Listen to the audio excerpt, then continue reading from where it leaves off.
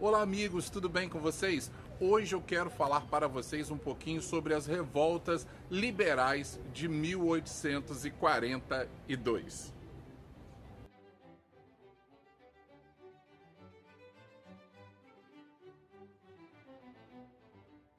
Em 1842, nós estávamos apenas no segundo ano do Segundo Reinado. Portanto, era um período ainda de transição. Acontece que, como eu já falei para vocês, em 1840 aconteceu o chamado golpe da maioridade, foi um golpe dado pelos liberais para tentar impedir um pouco do avanço dos conservadores. Houve uma espécie de acordão ali para que pudesse apaziguar as situações. O Brasil ele enfrentava uma série de revoltas, uma série de disputas regionais.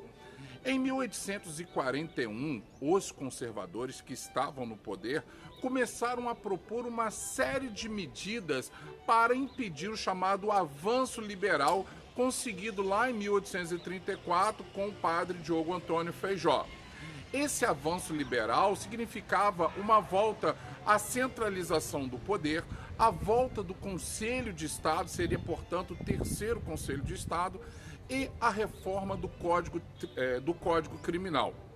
Essa reforma do Código Criminal, ela praticamente extinguia os poderes do juiz de paz, relegando ao juiz de paz apenas uma função administrativa na localidade. Então ela passava inúmeras das funções de juiz, de chefe de polícia, juiz de primeira instância, para o chamado juiz de direito. E para quem não sabe, o juiz de direito, ele deveria ser formado em direito e era alguém indicado exclusivamente pelo imperador.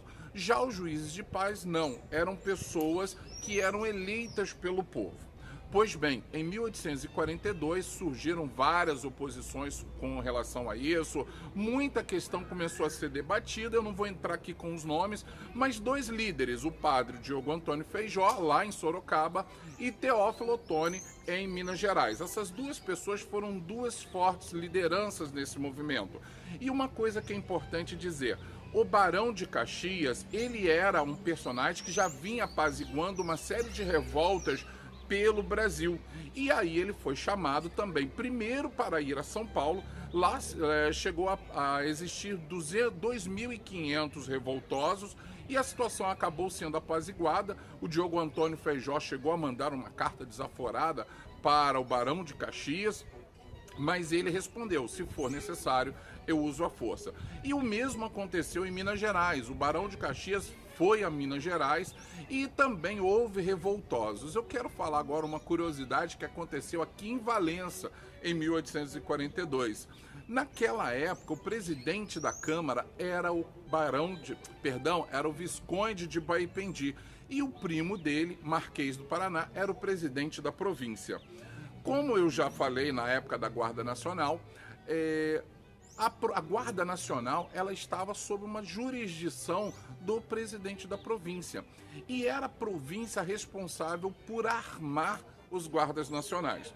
Olha, o Visconde de Baipendi, junto com o primo dele, o Visconde Nogueira da Gama, que era o comandante da Guarda Nacional de Paraíba do Sul, eles conseguiram reunir aproximadamente 1.000 guardas nacionais e foram lá para a divisa com o estado de Minas Gerais, que fica na hoje chamada Parapeúna, um distrito de Valença. E ali às margens do Rio Preto, os guardas nacionais eles ficaram acampados aguardando chegar às armas. O presidente da província esteve aqui, fez discurso, foi feito todo o movimento. Mais uma curiosidade, as armas não chegaram.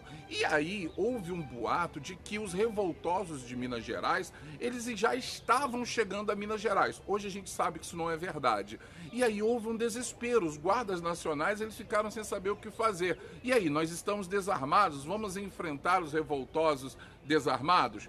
Pois bem, o Barão de Caxias conseguiu apaziguar aquela situação e em 1844 as pessoas acabaram sendo anistiadas. Então, e aí, gostou? Se você gostou, curta a nossa página, siga o nosso canal e até a próxima. Um forte abraço.